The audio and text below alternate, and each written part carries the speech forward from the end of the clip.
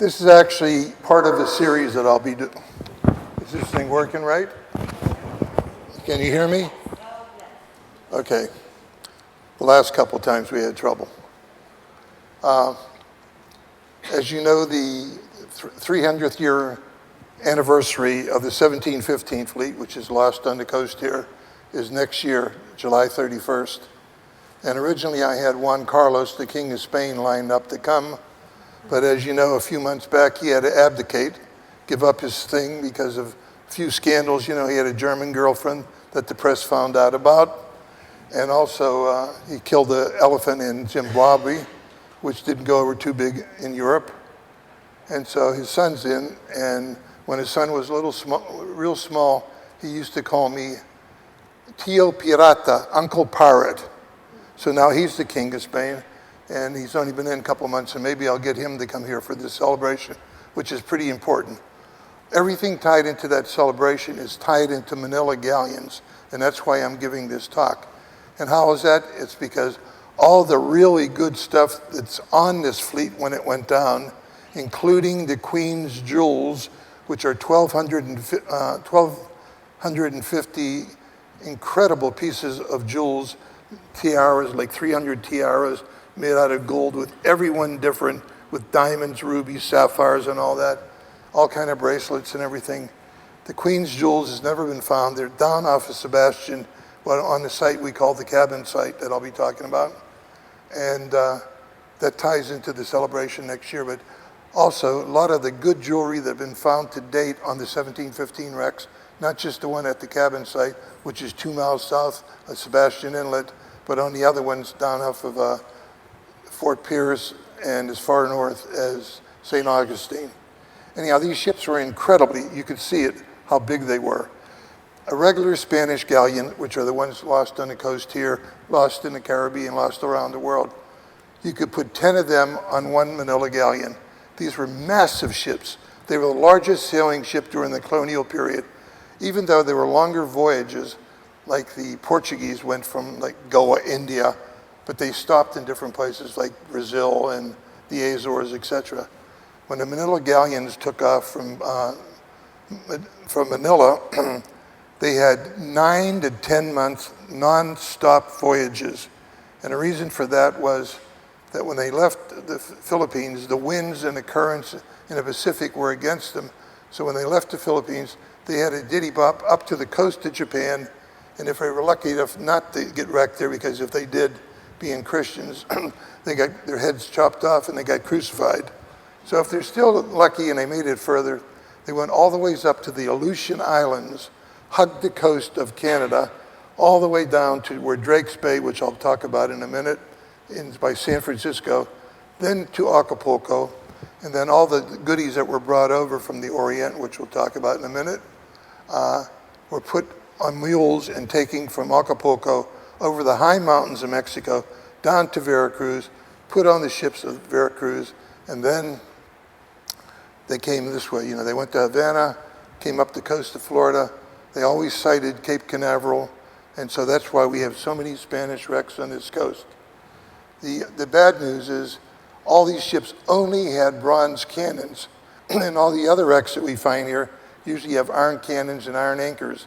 On the Manila Galleons, they even had bronze anchors. So a magnetometer, which is the main tool that we use to find them, doesn't find these ships. You can't find them. You gotta have some good luck, and you'll see how I found a lot of them. So we'll take off. It all started with Magellan. As you know, he circumnavigated, or he tried to. He was killed, of course, by natives in Philippines, and out of his 5 ships, only one made it back. So Magellan started the whole thing in 1519, stopping in the Philippines, seeing all the incredible goodies that you could get there. And then, as you could see, expert convinced ancient anchor. I used in the documents of somebody named on the ship with Magellan, was an Italian naturalist, and he wrote about everything, including telling where the one ship was lost off of Sabah, which is part of Indonesia. And I went out there and found it, and then found all kind of goodies, and so that started this story with Magellan. When Magellan went through the Mariana Islands, so named because of Queen Marianne, he stopped there, made this map, and then from there he went on to the Philippines.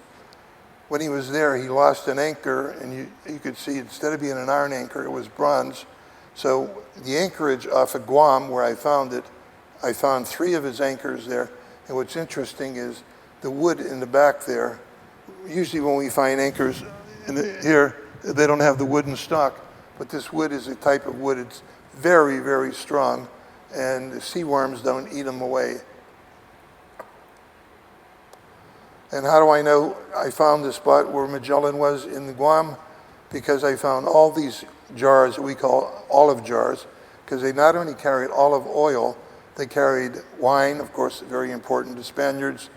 And how do we know those were from that wreck? Simple. They actually had the makers and owners' marks on the neck of each and every one of them. And so from documents in Seville in Spain, I was able to determine. I also found these these iron cannons, and these were called swivel guns, and they had double purpose. Mainly they were firing all kind of nuts and bolts and gravel. They were anti-personnel mainly, and of course they were also on the ship, so if there was a mutiny, the captain could mow down the bad guys. I found those. So as I said, these ships started from Acapulco. Here's an authentic map showing Acapulco right there. And every year, between 4 and 12 Manila Galleons would start. A lot of them were built right there in New Spain, as Mexico was called. And they loaded them up with lots of gold and silver and all kind of religious stuff that had to go to the Orient for all the Jesuits and Dominicans and all the priests there. And this voyage wasn't too bad. Going from Acapulco, they could make it from Acapulco to the Marianas. Mainly they would stop, as I said, Guam, Tinian, and a couple other ones. They could do that in 6-7 weeks. And because they were coming from east to west, they didn't have too many storms. The biggest problem they had was pirates, privateers. In this case, this was an English ship in 1740 that captured a Manila Galleon. That's what's going on right there.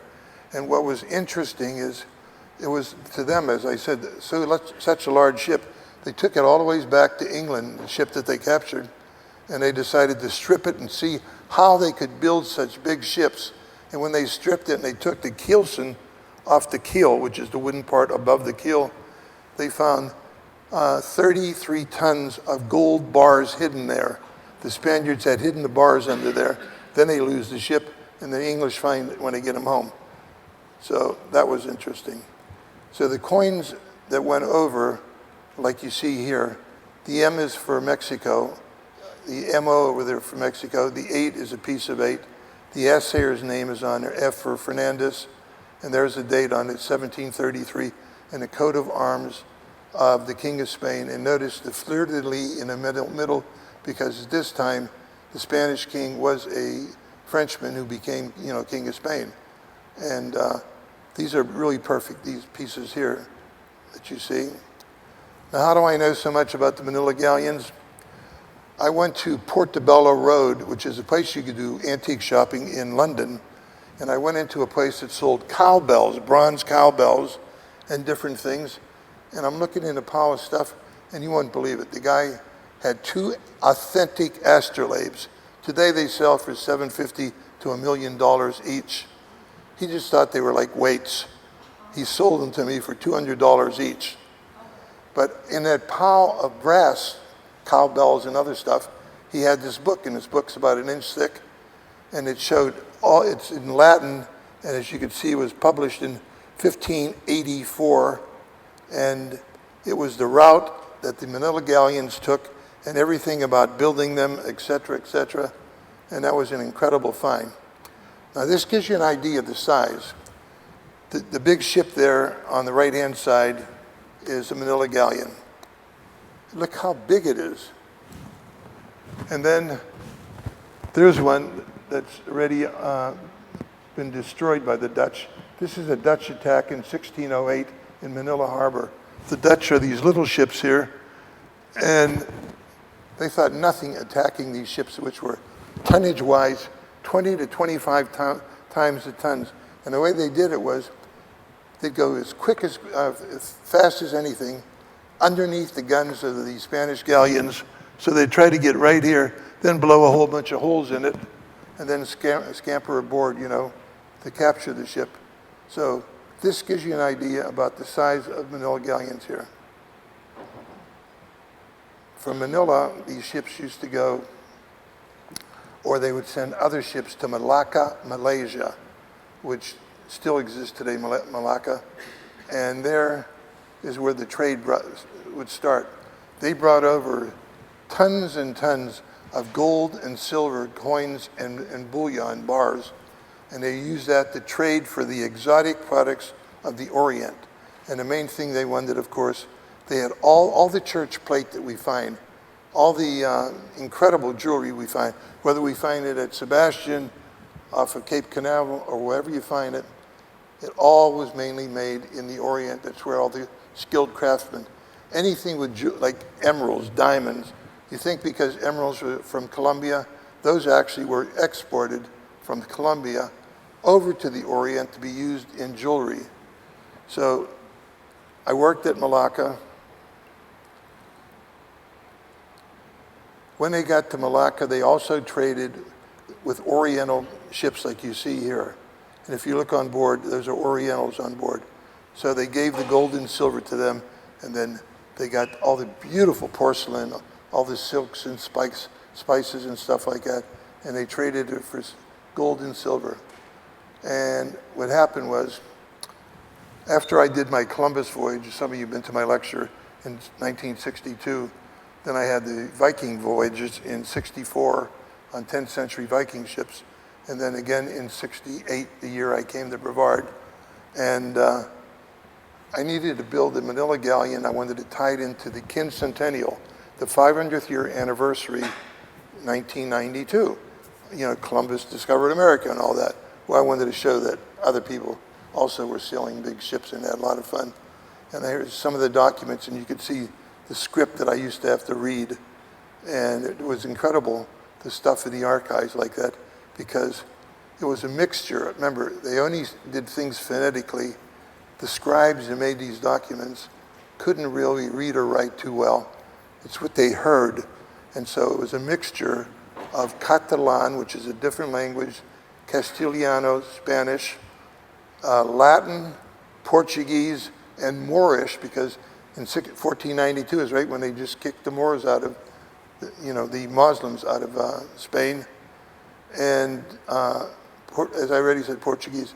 Anyhow, there's like 6 languages, all mixed up, written phonetically, and to make it even more interesting, a B and a V in Old Spanish is interchangeable. A U and a V was interchangeable. So you had to be very careful trying to decipher exactly what these things said. So to give you an idea, this was the routes. Right here is Sabah, is where I found the Magellan ships, right in here. Here's Malaysia, and Malacca is right in here. And here's where I found that Florida Mar, that ship that I talked about before. So this is the island of Sumatra. And you can see the trade routes of the Manila Galleons going up to China, to Japan. From here, they went to India, places over there, and then up here to Thailand and places there. So these guys really were traveling all over the place, picking up these exotic products. And as an example, the best pearl beds were not just the ones that we had off of Margarita Island near Venezuela today. Right after the time of Columbus, they started to dive for pearls there. And they first used Lucayan Indians, and they made these guys dive like 8-10 hours a day, holding their breath, diving down as deep as 100 feet. So after a matter of 20-25 years, all the Indians were dead from overwork. But the interesting thing, in 1605, there were still Indians diving for pearls off of Venezuela. And they had a strike because they believed that the best way to stay underwater and hold your breath the longest was chewing and eating tobacco. They ran out of tobacco, the Spaniards. They couldn't give it to these guys, so these guys went on strike. And so what did they do? They ended up hanging about 20 of them. And then they had to depend more on the pearls from the Orient. So that's what you're seeing here. Mainly that was done off of Oman, off of Sri Lanka. The other place was Saudi Arabia. So a lot of pearl diving was done there. And here's some pearls still being dove up off of Saudi Arabia today and made into beautiful jewelry, including they get some of those fantastic black pearls, which we like the most. And then, of course, from India, they got huge amounts of diamonds. And this came up in a jar on a Manila Galleon that I found in the Philippines. There were 3,500 uncut diamonds. So some of these wrecks are really, really valuable. From Thailand, you see the beautiful porcelain? Well, that's what I love the best is the porcelain, especially the blue and white, but this one's multicolored. And this is about 1660 from Siam. And of course, all these precious stones. The rubies mainly came from what's Burma today. Diamonds, everything, sapphires. All those Oriental countries produced these things, which were made then into beautiful jewelry and sent on the Manila Galleons over here. They also made all these exotic things. These two particular items were found off of Sebastian Inlet, got about 25, 30 years ago, and they were made in the Orient. And on one of them, there's 480 diamonds, the one on the top there.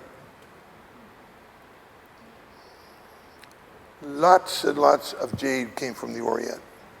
This is from a Manila Galleon I found off of Guam. Beautiful, beautiful jade. And I love jade because no coral growth is on it, just like porcelain. Coral or marine life won't grow on it because it's so smooth, and that's why I like it especially. And on some of the Manila Galleons when they were coming home, instead of having the round river stone, the ballast rock that we're used to, instead they had sometimes up to 1 million pieces of Chinese porcelain. That was the weight to stabilize the ship when the ship was under sail. And this is from Sebastian right here. See all this gold jewelry here? All those necklaces, rings, all that. And all of that, including that gold buckle there, that was all made in the Orient and brought over on a Manila Galleon to Acapulco, as they said, ended up in Veracruz, and then, boom, that's a long time ago. That's before I started eating candy every day. All the documents that I had, and this is the Archives of the Indies, where I worked for years in Sevilla. I found there's 800,000 bundles called legajos, about 2.5 to 3 feet high, all written in that weirdo script that I showed you. And talking about all these different Manila Galleons and Spanish galleons and on the fleets. I also found maps, and in this case, you could see that's French on the top there, and it shows the Manila Galleon sinking after it was attacked by a Dutch ship in the Straits of St. Bernardino. That's the part of the Philippines. Drake's Bay is where my career on Manila Galleon started. When I was a kid, I heard a lot of stories that blue and white porcelain was found in Drake's Bay. As you know, that's about 20, 25 miles west of San Francisco at Point Reyes. And Drake went there on his circumnavigation of the Pacific in 1587, and he careened his ship. That means on the beach there, he pulled his ships over on the side, had the bottom scraped, retard, etc., so he could continue the voyage around the world. And as you know, when he finally got to England, he had captured so much treasure that he was knighted by Queen Elizabeth and made one of her big advisors. When these ships were lost in the old days, people don't realize, but so many of them were salvaged by native divers, not the ones that I was telling you, for example. that off of Margarita. Well, the same thing happened on some of these Manila Galleons, and the divers would, hold their breath, go down. What I like is this early maps that they were using. You could see why there were so many wrecks. Look at California, shown as an estuary, a separate island right here. When the Manila Galleons came back, here, when they went over from Acapulco right here, straight across to the Marianas right there, and then over to the Orient. On the way back, as I was telling you, they had to go way up, way down, and then come down this coast here. And in 1595, the King of Spain ordered that so many of these ships, people were dying left and right. The worst part of the voyage was when they left, as I said, they had a voyage 9, 10, sometimes even 11 months, non-stop. So no matter how much water you took, you always ran out of water. Even if it had squalls, you got some water. They ran out of wine, which of course the Spaniards is very, very important. And then they ran out of food. And the reason for that was each person on the ship, whether you were just a lowly page, a grummet, or you were a religious priest or something like that, you each got such and such a space.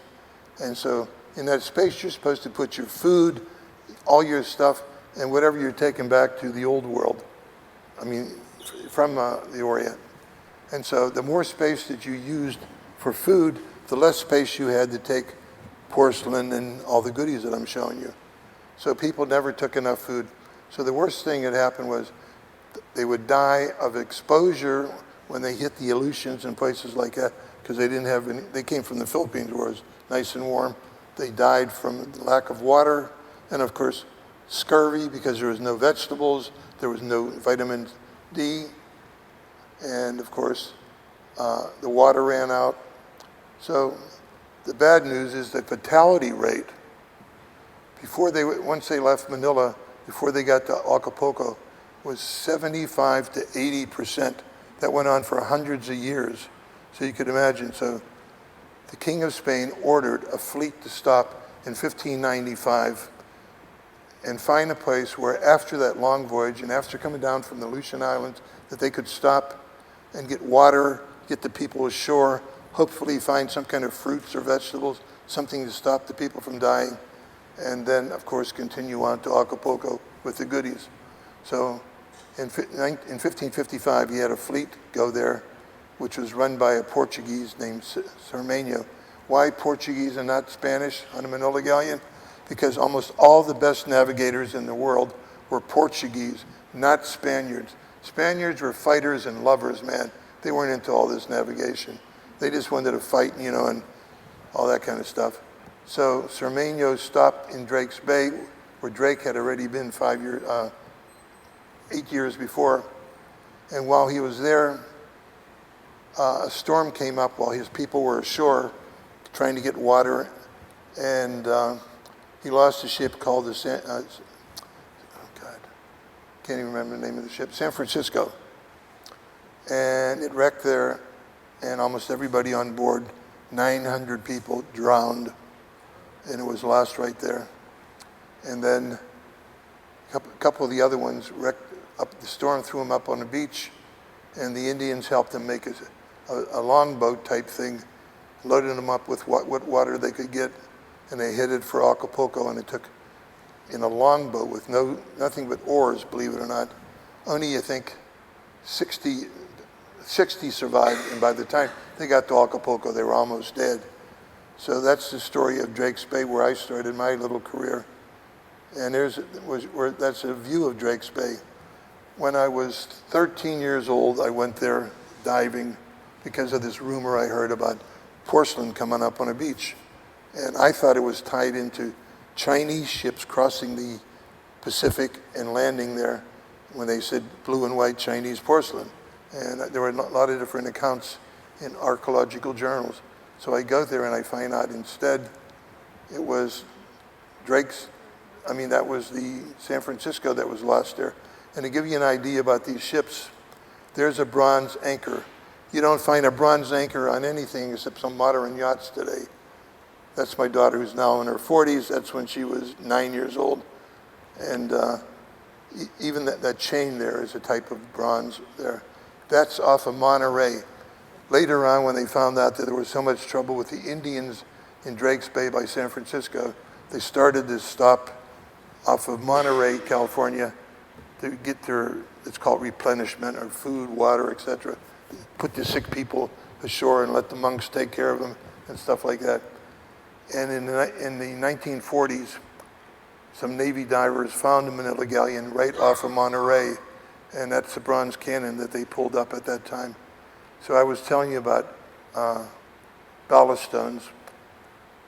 On most of the Manila Galleons, they didn't have the round river rock. When you find these rocks on the beach anyplace, like in Florida, etc., you know that these rocks means that there's a Spanish wreck there. When I went to Drake's Bay, as I told you, 13 years of age, that's a coral encrusted pistol.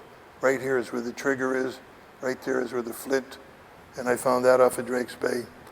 And I found beautiful porcelain. That's the first porcelain I found in my life, and that's Chinese porcelain, so that's pre-1595. And why is it so clean? As I told you before, because nothing grows on a beautiful smoothness of porcelain. So today, a lot of stuff is found. After that, I got involved with another one up in Oregon, another ship, I hate to tell you, it's also named San Francisco, and that was lost in 1707. That 67 is not a date, it's a merchant's mark. The purest beeswax that they used in the Vatican and places all came from the Philippines. I don't know why it was purer than any beeswax, but anyhow, they used to ship it back on Manila Galleons and get it to the Vatican, and that was just a tally mark. That's not the year the ship was lost, so I found that. But unfortunately, soon after I found it, they had a dredging operation. It's off in Nedlaham, Nedhlam, Oregon.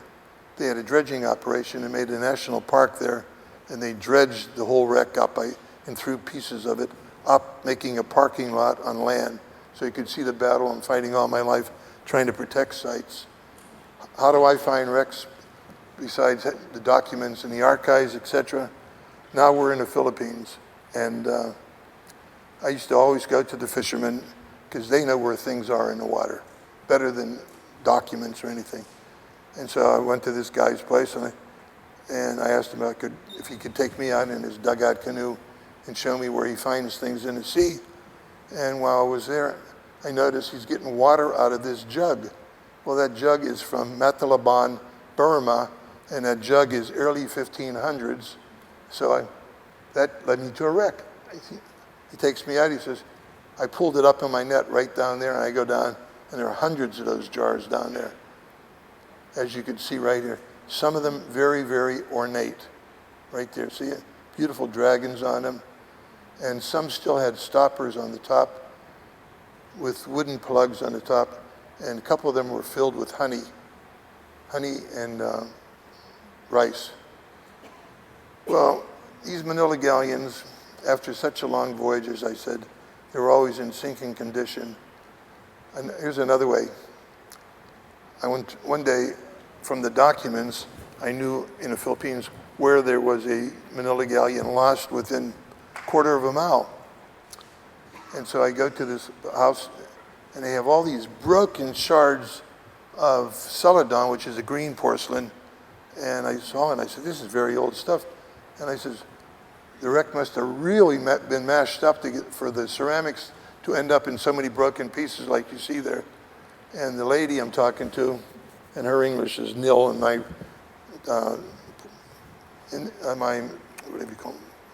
whatever language I can't think right now, was pretty nil. But I found out that these guys were dynamite fishing. And so that's why these vases were all blown up. And I said, well, why would you destroy this stuff? He says, oh, we take them to Manila and sell them to the tourists, and we get paid $5 for each piece. Why would he take a whole one? They'd probably only give us $10. So here's the diver that I'm talking about. The guy you're looking at is 80 some years old, been diving all his life. You see the goggles on his head? Those are made from wood, balsa wood, that he cut himself. It's not glass or plastic in there. That's tortoise shell that he shined up, and it's kind of opaque. Then he made hand spears. And I thought, this is kind of crazy. This guy's so old. How could he be finding Manila galleons and porcelain and all kind of goodies? So I went diving with him. This guy could hold his breath for 4 and 5 minutes. And remember how old I just told you he was.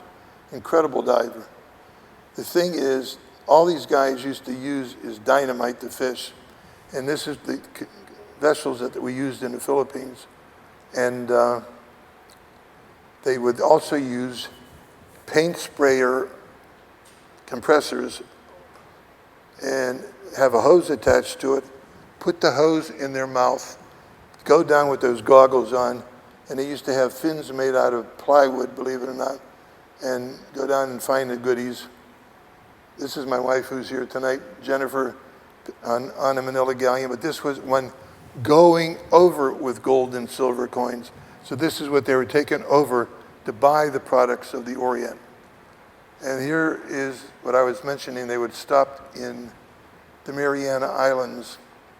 This is the southwest tip of Guam. And what we're looking at, there's 2 different sites here that I found. One was a Manila galleon going from Acapulco over in 1691. And it was wrecked on Site 1 there. And Site 2 is a little further north of there. Site 1, after it hit and it dropped tens of thousands of Spanish silver coins and some gold coins, which I found in very shallow water, in like 10 feet of water. Then it slipped off to the edge and went down. As you can see, I don't know if it's too hard to see for me, but it went down into a couple thousand feet of water. Here's one of the clumps of coins that came off that wreck, embedded in the coral. At 180 feet, part of the wreck was there, and then, as I said, it toppled off and went further and further down. And of course, I was going to go back with an ROV and find it. On that first ledge, here's another one of the, I call them Alibaba jars. They were used to take everything over on the Manila galleons, and when they were coming back, they were bringing all kind of treasures. That's me wearing my famous suit. Pago Pago Bay is also on Guam, but it's on the northeast tip of Guam. As you can see, the Marianas right there. And the name of the ship there is called Buen Viaje, Good Voyage. It should have been called Bad Voyage, not Good Voyage. And it was lost in 1754. Now, it left Manila, went all the ways up to Japan, was starting across the Pacific, got caught in a couple of typhoons, lost all 4 masts, then it lost its rudder, and it drifted down to, as I said, the east side of Guam, and then hit there, dropped some goodies in shallow water, then slid off into deep water. And the funniest part, where it hit was right where the Oceanographic, University of Guam Oceanographic Department was. And I thought, wow, this is great.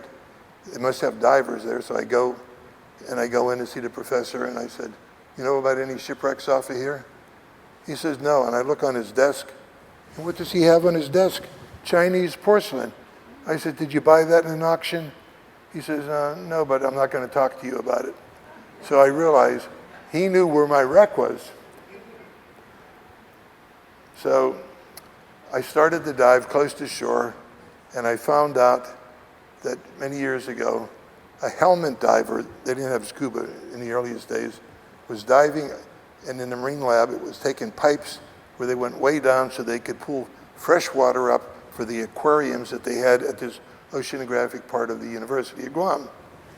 And that at a depth of almost 300 feet on the ledge down there, the helmet diver, and no helmet diver in his right mind should have gone that deep, but this guy was an idiot.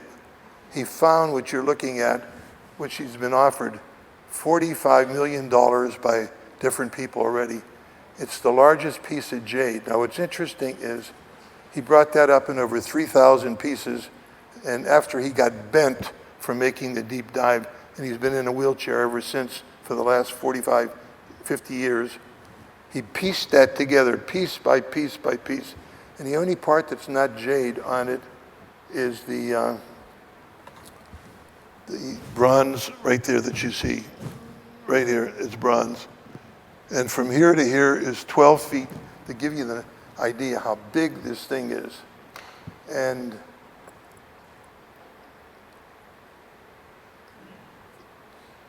this is where the University of Guam is and where we found the stuff. I found another Manila galleon there, and in this case, this was coming over, so it did have river rock that you see right here, and we worked on it. Remember when I showed you before the one that dropped off into deep water? Well, this is the track of the boat. Now I have a side scan sonar. That's what was used to find the Titanic and a lot of other wrecks. And it shows you a picture. This is an intact galleon with 1, 2, 3 masts. And that's the Manila Galleon. And that is at 3,500 feet deep. So it's filled, of course, with incredible treasures. So here's where we come in and we use an ROV like you see there. Remote operated vehicle. The university here has a couple of those too, and FIT. So you could use those. They have grab arms on them. And so some of the stuff we found. What was interesting is on the one that we found that was over 3,000 feet deep, using an ROV, it was incredible. Here were these gold bars that you see there, just laying. And remember, the other thing, the coral never grows on gold unless there's scratches on it. So again, comes on almost like the day it was made. So I'm supposed to be telling history in Manila Galleons, not by getting rich. Okay, now we're getting back to the Philippines. What you're looking at, the largest permit ever given any place in the world is like 20 square miles. Because I became friends with Imelda Marcos when she was in power, she gave me 3 permits, and her government, as you could read someplace here, I can't see, but it's 18,500 square miles. Nobody's ever got a permit that size. So there's 3 different places. And where I was telling you about before, the Straits of St. Bernardino, where these ships came through, and where I found a lot of treasures in there in different places. And down here is Mindanao, where my wife was in a Peace Corps in 1960. The scooter we use is not just for looking for wrecks, but remember the whole deal was I needed to find how a Manila Galleon was built. And the reason was all the documentation on building Manila Galleons was in Intramuros, the walled part of Manila. And when the Japanese had to be kicked out of there at the end of World War II, we bombed the place, and the whole archives on how Manila Galleons were built went up in smoke. So what I was trying to do is find Manila Galleons in deep enough water where I could get the data and then be able to build a new one. So on one of those deep wrecks, these are bronze statues. That's off of a Manila Galleon, but of course, this is one going back. So that's stuff that was going to go back and eventually would end up in Spain. And here's some of the beautiful bronze cannons that we found on a lot of these Manila Galleons. But as I told you, that's what makes them difficult to find, because you find a magnetometer with iron cannons or iron anchors. And unfortunately, those ships over there, almost every cannon and every anchor was bronze. Okay, enough of this. Remember I was telling you about all the jewelry that was made in the Orient, all the gold chains, etc. This came off the cabin site down at Sebastian Inlet, but of course it's a reliquary, and in here was a piece of wood in there, and there's supposedly a piece of the true cross. So if all those pieces in the documents of the true cross were real, the cross had to be about 200 feet long, but you know, religion's religion, I'm not gonna mess with it. Here's the example, what I'm telling you about porcelain. See the difference? That's terracotta ceramic jars right there, that too. See all the marine growth on it? Here's porcelain, never been cleaned. Over there, look at the bowls. That's how we find it, like that.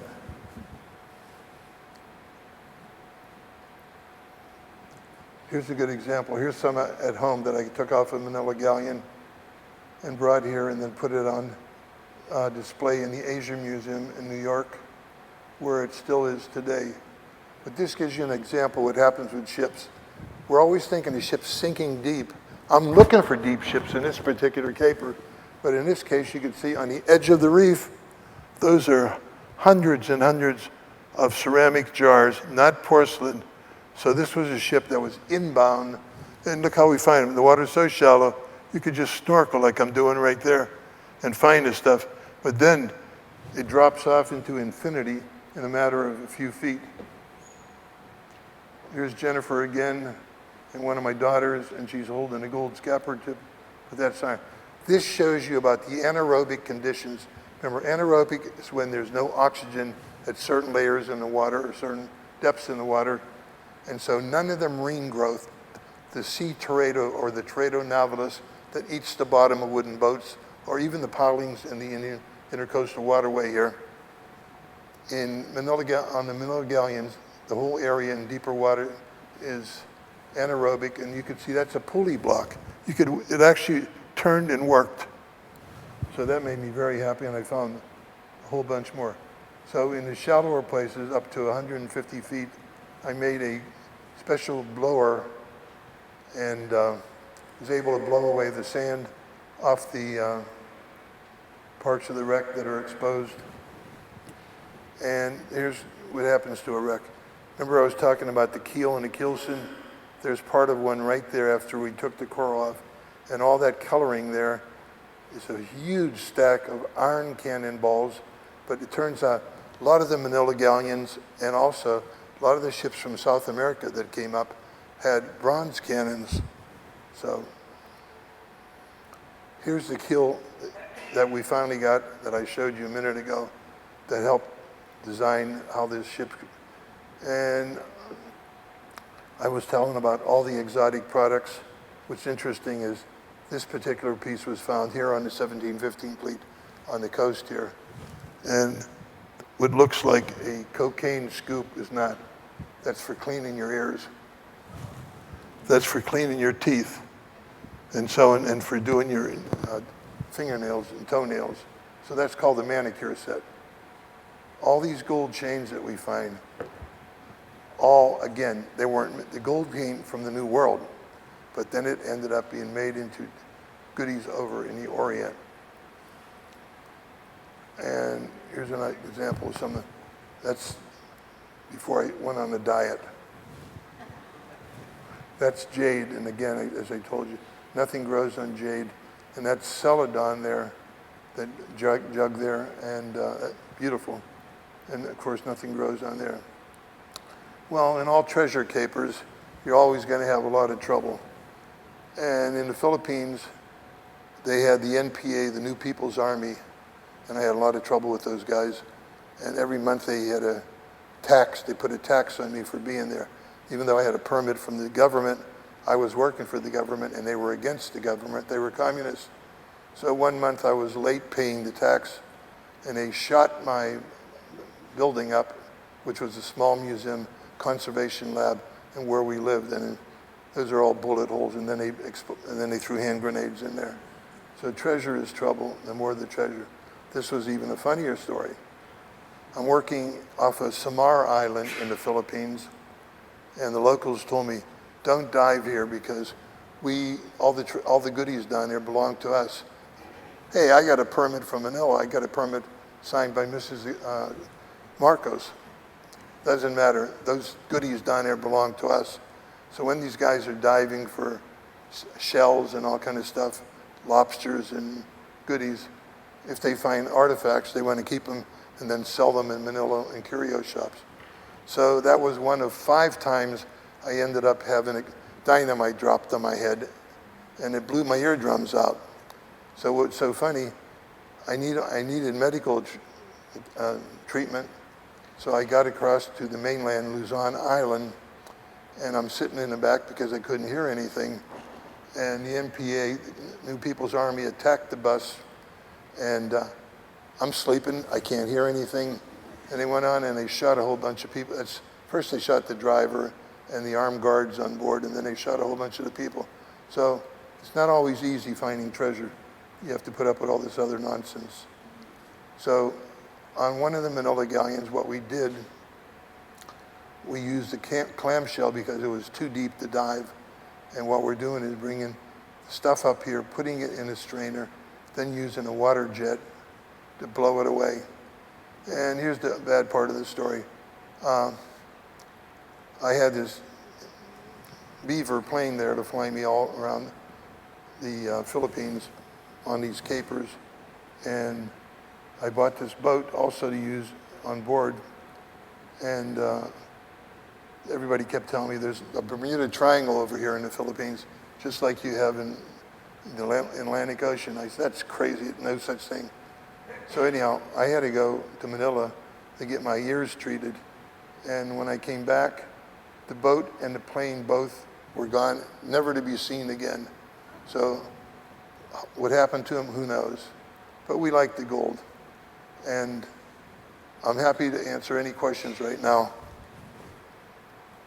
Any questions?